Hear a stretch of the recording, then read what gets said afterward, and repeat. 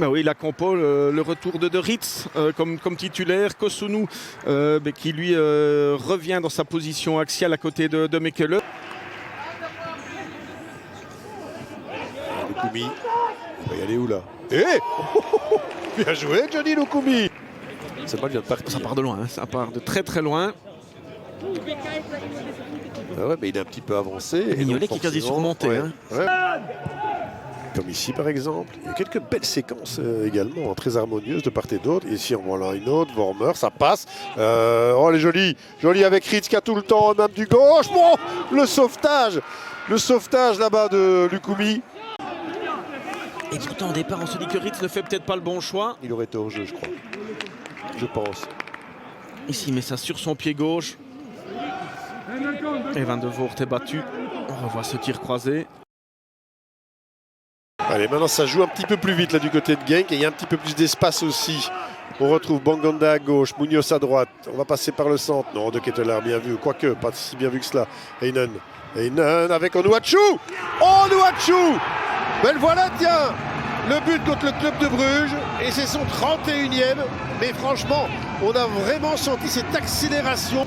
Qui s'y glisse un petit peu et puis après il y a ce ballon qui va arriver chez Onuachu, mais quelle rapidité dans l'enchaînement, ce petit ballon d'Heinen et là entre les deux défenseurs il parvient à croiser cette frappe et qui laisse aucune chance à Mignolet. Il y a le raté de Ketelaere, mais il y a surtout aussi ce ballon là qui lui revient. Comment est-ce qu'il revient dans ses pieds comme ça? C'est lui qui contrôle, contrôle tout simplement. Ce ballon qui rebondit, puis derrière il y a cette volée qui est parfaite. Et pour une équipe de Genk qui n'avait pas très bien. Bonne balle, c'était...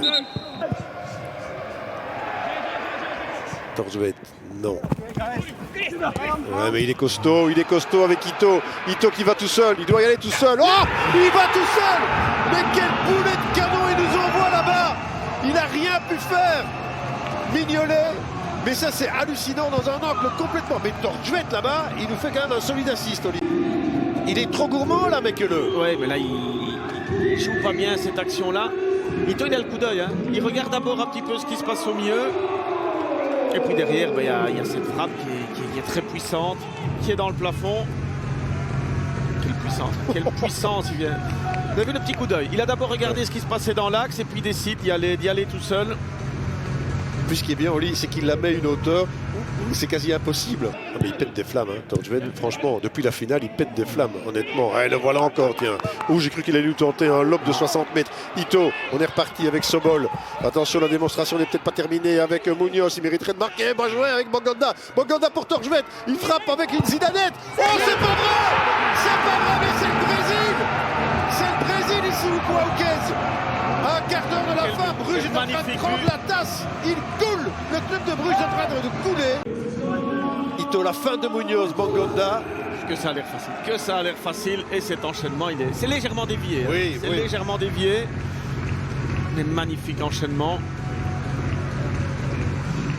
Cette légère déviation qui trompe Mignolet, mais ça n'enlève rien à la qualité de l'enchaînement et à l'action tout simplement. Ouais, non, l'action elle est fabuleuse. Je rappelle qu'en face c'est Bruges quand même. Hein. Alors c'est vrai que sans cette déviation Mignolet là.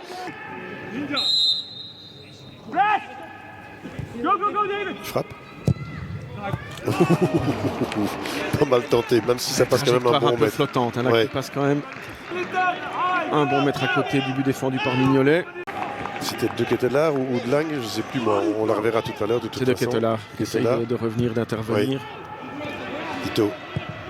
Oh, quelle bonne balle! De nouveau, dans les parages. Oh, il était temps que Mata intervienne là, même s'il est un petit peu en retard, hein, Mata. Ouais, parce que Mata, qu'est-ce qu'il fait là? Il joue des petits faits de match, des petites erreurs là qui ont profité à Genk. Mais ce qui est plus inquiétant, c'est que maintenant peut-être ici, voilà, même situation qu'Ito. Et voilà, même situation et résultat différent. Et pourtant il avait choisi la même option, hein, en l'air.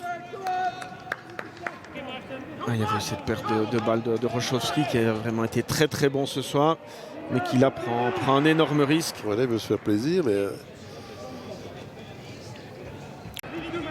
Regardez. Ah ben non, même pas de temps additionnel.